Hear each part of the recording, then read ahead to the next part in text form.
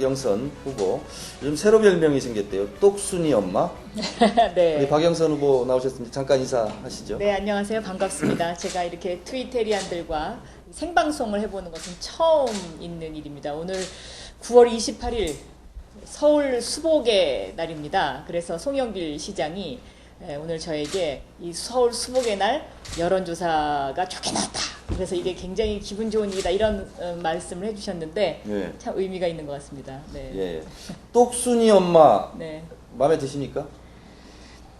이거 네티즌들이 붙여준 네. 네티즌들이 붙여준 엄마예요. 네, 네, 네. 똑순이 엄마. 똑순이 엄마. 예. 앞으로 서울 시정을 알뜰살뜰 살림을 잘하라고 네. 똑순이 엄마로 붙여주셨습니다. 네, 감사합니다. 네. 그 원래 시나리오 되는 대로는 하면 이게 아닌데 제가 그냥 한번 여쭤보겠습니다. 오늘이 박영선 우리 똑순이 엄마로서는 대박 터진 날이거든요. 어떤 여론조사 시작한 이래로 네. 처음으로 한나라당 나경원 후보를 3% 차이로 제쳤거든요. 오늘 기분 어때요? 좀 째져요? 어떤 나쁘진 않습니다. 나쁘진 않습니까? 네. 아, 역시 좀 신중하시군요. 그 제가 보니까 이 여론조사를 기화로 반전, 터닝 포인트가 되지 않을까 이런 생각하는데 어떻게 생각하십니까? 현장에서 이제 그 시민들을 만나보면은요, 네. 시민들이 마음에 분노가 상당히 많이 있다는 걸 느껴요. 예를 들면 못 살겠다, 바꿔야 된다. 그런데 그 바꾸는 사람이 누구냐? 네. 민주당이 해라. 오히려 이제 저희들한테 그런 응원을 많이 해주시죠. 네. 그래서 저는 이렇게 이제 그 제가 다니면 그동안은 뭐 저기 박영선 국회의원이 다니나 보다, 아니면 어떤 분은 아직도 MBC 아나운서나 앵커라고 저를 인식하시는 분들이 많이 있는데 네. 요즘 이제 어저께부터요. 네. 아, 참 시장 나오셨죠? 저한테 네. 이렇게 이야기를 하시더라고요. 그러니까는 그 인식도의 네. 반영이다라고 보고 있습니다. 네네네. 그 하여튼 뭐 저도 좀 기쁩니다. 오늘 대박 터진 날. 하여튼 이 기조가 네. 10월 26일까지 돼서 네. 한나라당 후보를 납작코 만들어 주시길 바라겠습니다. 네, 그런 날 또 트위터에서 이렇게 처음으로 예. 방송하게 돼서 저도 기쁩니다. 예, 예. 네. 그 몇 가지 질문 좀 드리고 그리고 우리 올라오는 질문도 제가 그 드리도록 하겠습니다. 지금 이렇게 보면 서울시장이라는 어떻게 보면 대한민국의 수도 서울에 어떻게 보면 약간 축소된 대한민국의 서울시장 어떻게 보면 소통령을 뽑는 이런 대규모 선거인데요. 그 여자다 남자를 떠나서 누구나 다 이렇게 떨릴 것 같아요. 후보로 출마를 하고 연설을 하고 그러면서 좀 아찔했던 순간 있었습니까? 아찔했다기보다는 좀 찡한 순간들이 있었습니다. 어떤 순간이요? 예를 들면 이제 그 처음에 저희가 후보 연설을 우리가 공동으로 하지 않았습니까? 네. 근데 이 후보 연설이라는 게 뭐 이렇게 재미없잖아요. 네. 근데 그 민주당 당원 여러분들이 정말 처음부터 끝까지 자리를 뜨지 않고 그때 정청래 의원이 사회 보셨던 걸로 제가 기억하는데 첫 합동세 때. 그때 네. 그때 제가 가슴이 좀 뭉클했습니다. 네. 그리고 이제 아찔했던 순간은 어떤 거였냐면요. 제가 남들 앞에서 다른 사람을 칭찬해주는 그 유세는 해본 적이 있는데 접니다.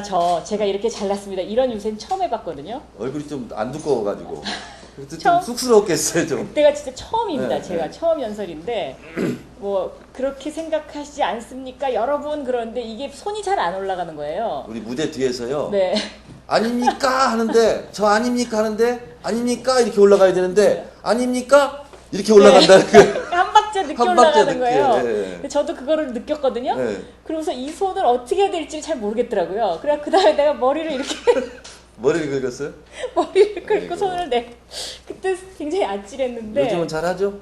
요새도 잘 못합니다. 잘 그랬더니 그 유세 끝나고 전부 다들 나한테 와서 뭐라냐면 이게 뭐냐 이게. 예. 하여튼 어떻게 보면 좀 덜 때묻었다. 순수하고 순진하다. 뭐 이런 것일 수도 있겠습니다. 지금 트위터 중계 보고 계십니까? 트위터리안 여러분. 질문을 자유롭게 좀 올려주시면 제가 몇 개의 질문을 중반 지나서 뽑아 올리도록 하겠습니다. 제가 그 두 군데 시는 이원조 변호사님도 잘 알고 아들도 잘 알고 그런데 네. 서울시장 나가겠다고 처음 그 신랑에게 아들에게 했을 때 반응이 어땠어요? 우리 아이는 제가 이거 나온 거를 모르고 있고요. 아직 몰라요. 네. 아들도 모르네 지금. 사고를 쳤네. 왜냐면 너무 시간도 없고 네. 애한테 설명해 줄 시간도 없었어요. 우리 애 아빠는 처음엔 반대했어요. 조용히 살자. 이미 시끄럽게 살고 있는데. 더 이상 시끄럽게 살지 말자. 그러다가 요즘은 이제 뭐 할 수 없다. 운명이다. 뭐 운명으로 받아들이자라는 자세를 취하고 있고요. 제일 반대했던 사람이 저희 어머니예요. 저희 어머니가 이제 80이 넘으셨는데 제가 딸이 하나입니다. 네, 내가 남동생들은 있지만. 근데 우리 어머니가 뭐라 그러시냐면 딸 하나 낳아가지고 어떻게 평생 동안 나는 뭐라 그러죠? 애프터 서비스만 하냐. 나도 좀 편하게 좀 살아보자. 맨날 딸 뒤치다거리만 하냐. 네, 그런 거래. 뒤치다거리만 하냐. 그리고 항상 걱정해야 되고 그러니까 좀 편하게 살자. 어머니가 제일 반대하셨죠. 우리 박영선 후보께서 이 똑순이 엄마가 지금 운명이다 이런 말씀하셨잖아요. 근데 박영선 개인에게는 운명일지 모르겠는데 우리 진보개혁 진영, 반한나라당 이쪽 진영에는 명운이 걸린 문제입니다. 네. 명운 네. 말됩니다. 박영선 똑순이 엄마한테는 운명이지만 우리에게는 명운이 걸려 있는 문제. 네. 잘해주시기 바랍니다. 대표 선수로. 알겠습니다. 그래서 네. 제가 좀 어깨가 무겁습니다. 그 연설할 때요. 네. 제가 앞자리 그 뒤쪽에 손학규 대표 그 지도부 뒤쪽에 앉아 있는데 BBK 그 연설하실 때 지금도 눈물이 나려고 그러는데 좀 눈물이 났어요 제가. 본인도 좀 이렇게 이슬이 눈물이 좀 맺히고 그랬는데 그때 심정이 어땠어요? 가장 감동적이었고 뭐 그때 사람들이 많이 박영선 후보를 이렇게 바꿔서 찍었다는 분도 많더라고요. 아 그래요? 네. 저는 그냥 사실 그 제가 한 연설이요. 제 이야기를 그냥 한 거예요. 제가 느낀 대로. 그다음에 제가 살아왔던 경험. 이런 것들을 그냥 얘기를 했는데 네. 이 BBK만 얘기하면 제가 자꾸 눈물이 납니다. 왜냐하면 이게 너무 억울했었거든요. 저뿐만 아니라 정봉주 의원, 김현미 의원, 그리고 또 감옥에 갔다 온 당원, 또 이것 때문에 여러 가지 검찰로부터 수사를 받아야 했던 내 가족, 또 제 사무실 직원의 가족까지 저희는 김경준하고 아무런 연락도 취하지 않았는데 계속 검찰에서 너희 연락했지 이러면서 이제 계속 수사를 하는데 그것처럼 답답한 일이 없더라고요. 이제 가슴을 좀 이렇게 열어 보일 수도 없고. 그래서 제가 그때 정말 많은 걸 느꼈습니다. 그러니까 세상에 억울한 사람들이 진짜 많겠구나.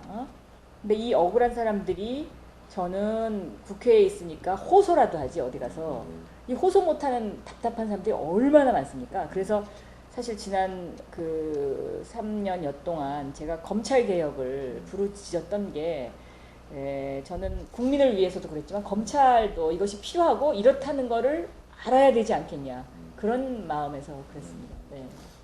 제 개인적인 얘기해서 죄송한데 저도 네. 지난 총선 때 하지도 않은 말 했다고 그렇죠. 네. 그냥 조선일 후보에 이렇게 막 그 진짜 아니 땐 굴뚝에 연기가 막 나더라고. 예? 그게 그럴 때 진짜 답답합니다. 그러니까 그거 아시죠? 알아요. 심정. 그 심정을 그 제가 심정. 알아요. 저희가 이 그랬습니다. 가슴을 치더라도 이게 해소가 안 되고, 네. 울부짖어도 해소가 안 되고 네. 미쳐버리는 거예요. 돌아버리고. 그래서 저도 그때 생각하면 진짜 눈물 나는데 그렇죠. 그런 같은 심정이었던 네. 거 있습니다. 그렇습니다. 얘기하면 또 눈물이 나네. 그리고 이제 저 같은 경우는 그거로 인해서 이제 우리 애 아빠가 도저히 한국에서 근무하기 힘들다. 네. 그래서 내가 깨끗이 그냥 내 힘으로 직장을 찾겠다 그래가지고 그 찾은 직장이 일본이었고요. 또 상당 기간 또 그 직장을 찾느라고 쉬었습니다. 그러니까 가족이 이제 그 어떤 헤어져 살아야 되는 것을 결정했던 그 순간들을 생각하면 좀 눈물이 나죠. 그리고 이제 엄마 입장에서 애를 이렇게 띄어놔야 되는, 왜냐면 이제 제가 너무 늦게 들어오니까 가족이 헤어져 있으니까 제가 너무 늦게 들어오니까 애를 어떻게 보살펴 줄 수가 없으니까 아이가 남자아이고 그래갖고 이제 아버지가 데리고 같이 간 겁니다. 네.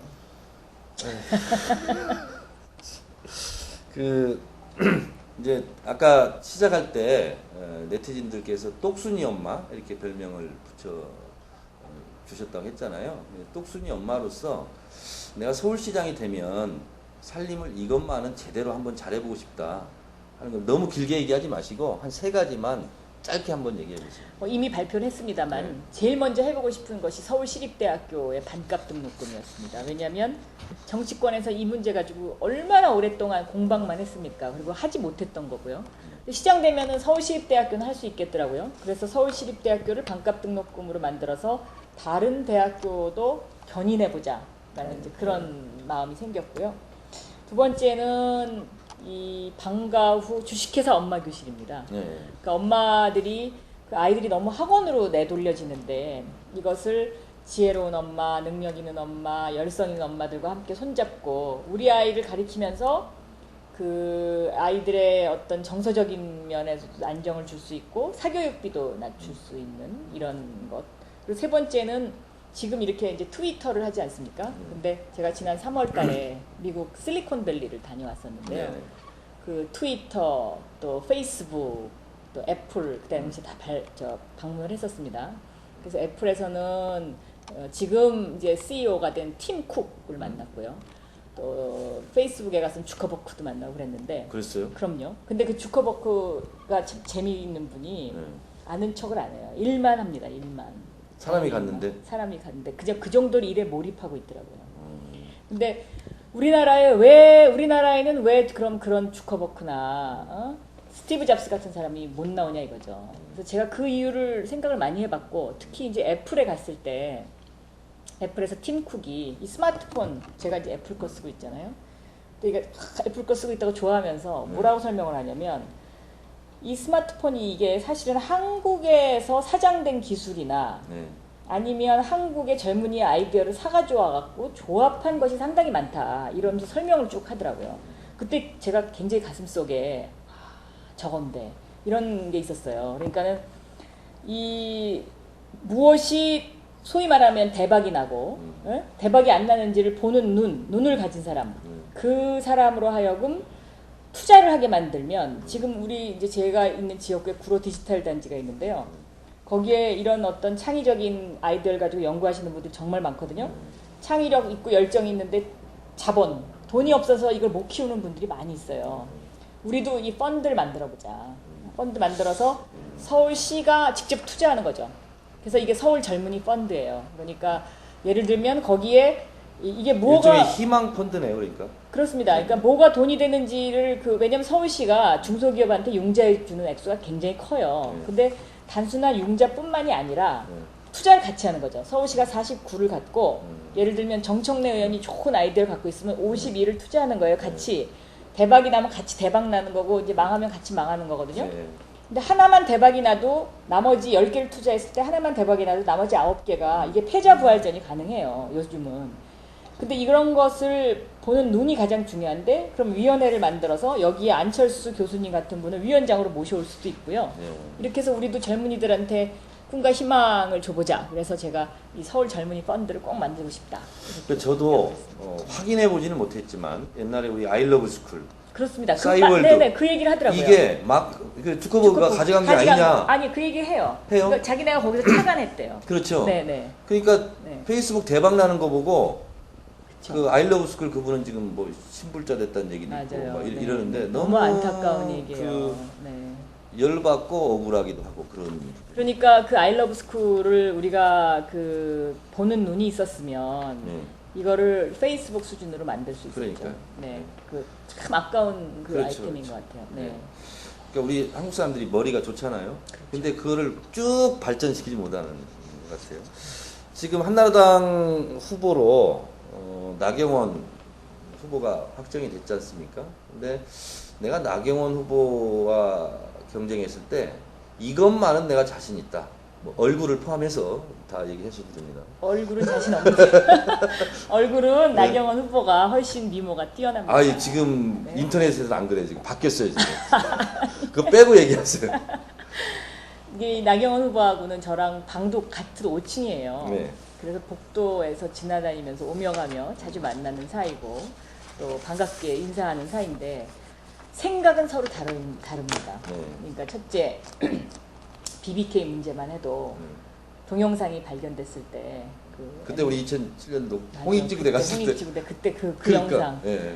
그 영상에서 그러잖아요. 이거 MB가 이제 그 BBK에 투자했다라고 얘기가 나오는데 나경원 의원은 그 동영상을 보고 주어가 없기 때문에 뭐 괜찮다. 뭐 이런 말을 해가지고 주어 경원이라고 그렇죠. 별명이 붙었었고요. 그러니까 BBK 저희는 진실을 밝히려고 했었고 그쪽은 방패 역할을 했던 사람이고 그다음에 두 번째는 무상급식 문제만 하더라도 성전이다. 맞습니다. 성전이다 그랬는데 요즘 또 복지 얘기를 화두로 꺼내시더라고요. 그러면 그 당시의 복지는 무엇이고 지금의 복지는 무엇이냐 여기에 대한 분명한 설명이 좀 필요해 보이고요. 또 흔히 그 사이버 모욕죄라고 하잖아요. 네. 인터넷의 인터넷 재갈 실명제. 네. 그 저는 반대했고 네. 나경원 의원은 그걸 추진해야 된다고 했던 사람이고 생각이 많이 다른 분이죠. 참고로 제가 지금 말씀드릴게요. 오늘 오마이뉴스 그 대박 기사 보고 네. 제가 다음 아고라에 지금 올라가 있는 겁니다. 지금 네. 베스트에 올라가 있는데 마지막 부분에 이렇게 썼어요. BBK 저격수냐 아니면 BBK 주어 없다냐. 똑순이 박영선이냐 친이명박 나경원이냐. 네. 똑순이 박영선이 이긴다 동의하시면 추천 아니면 반대해라 이렇게 네. 했거든요. 네. 네. 야, 저도 아고라 인생이에요. 네. 아고라에 글 많이 쓰는데 네. 이런 추천 차이가 난 게 처음이에요. 661대 10이에요. 아유 감사합니다. 아니, 661대 네. 12로 이렇게 네. 나왔어요. 확실히. 그러니까 저는 정말 그 말이 맞다고 생각합니다. 네. 신은 진실을 안다. 네. 그러나 때를 기다린다. 자, 그런데 네. 나경원 의원이 아무리 부족하고 뭐한다 할지라도 내가 이 부분은 좀 본받아야 되겠다. 이 부분은 참 잘한다 하는 칭찬할 부분이 있으면 칭찬. 딱 한 가지만 얘기해 주세요. 칭찬. 두 가지는 좀 없을 것 같으니까. 보면은 항상 그 저더러 이제 이런 지적들을 많이 해요 요즘. 왜 나경원 의원처럼 좀 옷을 그렇게 잘 못 입고 다니냐? 그 칭찬 아닌 것 같은데. 네? 아니 그 예쁘게 입고 다니잖아요. 네, 네, 네. 이렇게 패션 감각이 좀 뛰어나다. 네. 네. 그리고 특히 이제 여기자들이 왜 선배는 액세서리도 안 하고 다니세요? 뭐 그런데 저는 그렇게 생각합니다. 그렇게 이제 좀 그 패션 감각이 뛰어난 거는 감각도 있지만 또 그만큼 사람이 부지런해야 된다라는 점도 말씀드리고 싶습니다. 근데 저희 동네 어느 여성당원이 그렇게 얘기하더라고요. 박영선 의원에게는 중성미도 있다 이렇게 얘기하더라고요. 그런 얘기 많이 듣습니다. 들어요? 네. 그래서 남자도 좋아하고 여자도 좋아하는 그런 묘한 중성미가 있다. 동의하세요? 일부 동의합니다. 일부? 네. 저는 지금까지 한 번도 그걸 못 느꼈거든요. 그러셨어요? 못 네. 느꼈는데 누가 그러더라고요. 그래서 지지 확장 폭이 좀 넓을 거다 이렇게 얘기를 하더라고요. 어떻게 보면 선머스마 같기도 하고 어떻게 보면 톡톡한 여자 같기도 하고 막 그렇대요. 하여튼 뭐 참고하세요. 과찬이신 것 같습니다. 예. 이제 물론 이제 민주당 의원으로서 뭐 검찰 개혁이라든가 BBK 문제라든가 하여튼 반한나라당 전선에서 뭐 최종병기라는 구호도 들고 나왔지만 어떻게 보면 여전사처럼 이렇게 네. 지금까지 한나라당하고 맞서 싸워서 피해도 많이 보고 억울하고 분노도 하고 이랬을 텐데 그 중에서 정말 한나라당이 제일 얄미웠을 때가 언제였던 것 같아요? 저는 예를 들어서요. 네. 북한 인권법. 그때는 참 뭐라 그럴까. 야, 이게 과연 진실이 이렇게 가려질 수 있느냐. 네. 이런 생각을 했었습니다. 왜냐면 이제 한나라당에서는 북한 인권법을 계속 뭐 민주당이 반대해서 이것이 안 된다라고 계속 그 언론 플레이를 했었죠. 네. 사실은 그게 아닙니다. 그러니까 이제 북한 인권법이 왜 법사위에서 계속 계류가 됐었냐면요. 네. 정부 부처 간에 이견 조정이 안 됐기 때문에 그랬었습니다. 그러니까 예를 들면 심지어 국회의장한테 국가인권재단에서 이 법 통과시키면 안 된다라고 편지를 2번이나 보냈고요. 또 통일부와 법무부가 서로 그 인권재단의 떡고물을 가져가겠다고 싸우는 바람에 이게 계속 이제 그 지체가 됐었던 것인데 그런 어떤 그 진실이 거꾸로 알려질 때 그럴 때 참 힘들어요. 왜냐하면 이제 보수 언론들이 그런 경우에 있어서는 한나라당을 감싸고 도니까. 그러니까. 예. 저도 그거 많이 경험해 봤어요. 미치고 환장하고 팔딱 뛰다가 네. 뒤로 넘어져서 코가 깨질 일 네, 네, 있죠. 네, 네. 그럼 우리 트위터에 올라온 질문 하나 드리겠습니다. 박원순 후보와 단일화 이야기는 어느 정도 하셨는지요? 단일화는 반드시 하시는 건가요? 에릭 9851님께서 올려주셨습니다. 당근입니다. 네. 왜냐면 오늘 당근. 이미 사인을 했습니다. 네. 세 사람이 네. 박원순 후보, 저 그리고 민주당의 최규혁 후보 셋이서 자 이렇게 단일을 한다라고 이제 오늘 1시 반에 다 서로 경선 양- 룰까지 거의 다 합의된 걸로 제가 네, 다 합의가 됐습니다. 다 끝났죠? 어저께까지는 이제 그게 오늘 아침까지도 그게 합의가 안 됐었습니다. 네. 그래서 이제 원래 그 3대 3대 4라는 것이 저는 후보가 되고 나서 알았는데 그게 저는 민주당 이제 박원순 변호사가 왜 민주당 안을 다 받아들이겠다 이렇게 말씀하셨었잖아요. 근데 네. 그게 보니까 조금 상황이 사실이 아니더라고요. 네, 네. 조정안이었어요. 3대 3대 4가. 그렇죠. 그래서 우리는 이제 5대 5를 주장했었던 민주당 거고. 안이 아니었는데 네, 마치 네. 민주당 안을 다 받아- 양보해서 받은 것처럼 그렇게 좀 오해가 있었고요. 예. 그래서 이제 문재인 수석도 그 부분은 좀 그 바로잡을 필요가 있다라고 예. 저한테 이제 말씀을 하셨고, 오늘 아침까지 이제 그 세부적인 부분이 그 서로 협상이 안 되길래 오늘이 수요일이잖아요. 예. 더 이상 시간이 없고 그래서 제가 아침에 저희 의원총회를 석상에서 나가서 발언을 했었습니다. 네네. 그 최종 병기의 마지막 대사를 인용을 해서 발언을 했었는데요. 네. 그 최종 병기에서 주인공이 이제 마지막 화살을 겨누는데 네. 만주족 대장이 이렇게 질문해요. 불어오는 바람을 계산하십니까?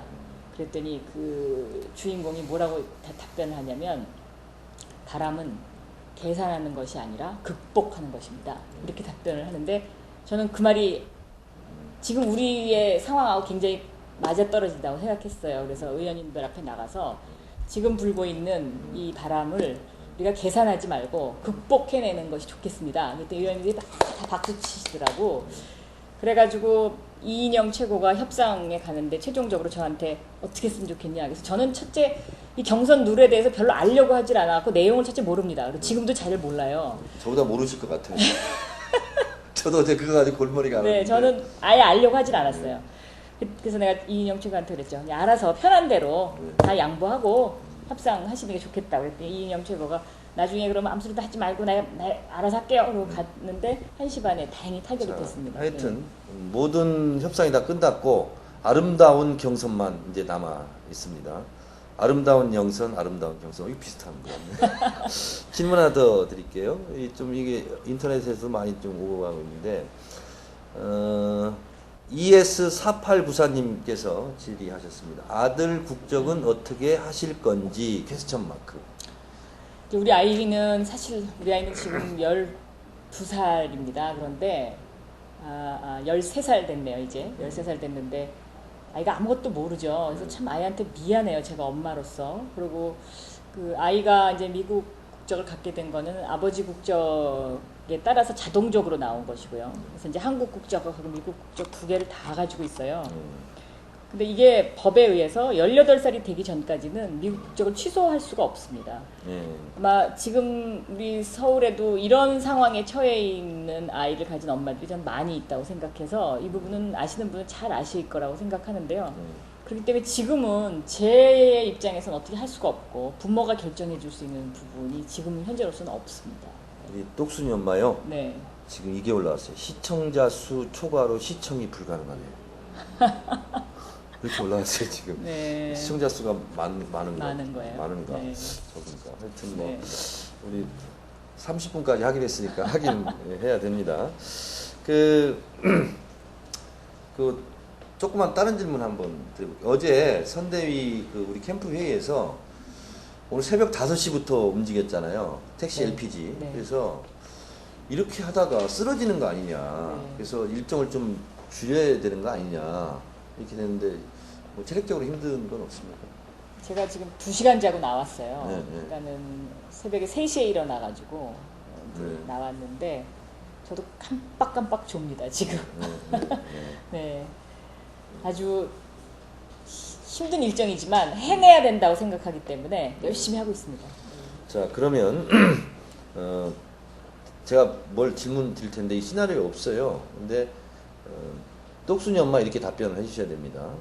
그 박영선 의원을 생각하면 생각나는 단어가 뭐냐 이렇게 했을 때 써니, 젊은 태양, 저격수, 명쾌, 통쾌, 똑똑 뭐 여러 가지가 나왔어요. 그 똑수녀마 나오고 이 여러 가지 것들은 다 소중한 거예요. 우리 네티즌들께서 그런 이미지로 그렇게 했으면 좋겠다. 또 맏며느리도 나왔더라고. 저는 뭐 맏며느리인지 모르겠는데. 네, 실질적으로 맏며느리입니다. 그렇습니까? 네. 예. 뭐가 제일 마음에 드세요? 저는 명쾌하다라는 게 저하고 좀 통하는 것 같고요. 예.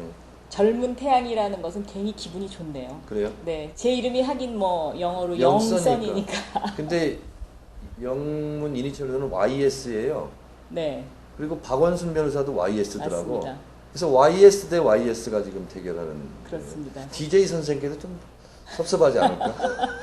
PYS 다 똑같습니다. 아 그렇습니까? 네. 아, 그 우리 이제 그 구청장님이 굉장히 재미있으신 분인데 네.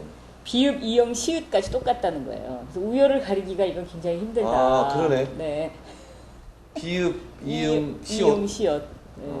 그런데 이제 우리 구청장님이 거다 뭐라고 저 기분 좋으라고 괜히 하시는 말씀이죠. 네. 영 할 때는 여고, 네. 원 할 때는 워지 않습니까? 네. 그 큰 소한 차이로 제가 앞선다는 거죠. 가나다라 순으로 했을 때. 알겠습니다. 이건 진짜 없던 질문인데 네. 박영선 의원 그러면 명쾌, 똑똑, 육회 뭐 이런 게 생각나거든요. 정청래 그럼 무슨 생각 드세요? 우리 박영선 의원. 강한 남자. 그거 말합시다. 그것 때문에 제가 총선 때 얼마나 당했는데. 알겠습니다. 네. 한나라당이요. 이번이 사실 이제 오세훈 시장의 무상급식 주민투표를 이렇게 제기해서 이렇게 됐잖아요. 그러니까 그래서 결국 이제 서울시장 재보궐선거까지 왔잖아요. 오세훈 시장의 어떻게 보면 떼쓰 듯한 무상급식 주민투표를 밀어붙이는 걸 보면서 그때 현역 의원이니까 뭐 선거운동을 할 수 없는 선거법 제약이 있었잖아요. 그때 어떤 생각이 들었습니까? 주민투표 관련해서. 그때 이제 좀 답답했죠. 답답했지만 주민들이 제가 직설적으로 이야기를 안 해도 다 이해하시더라고요. 그때 제가 알았습니다. 이 보편적 복지라는 게 시대적 요구구나. 거스를 수 없는 이미 그 커다란 물줄기구나 하는 것을 제가 알았습니다. 네. 그래요. 이것도 시나리오에 없는 겁니다.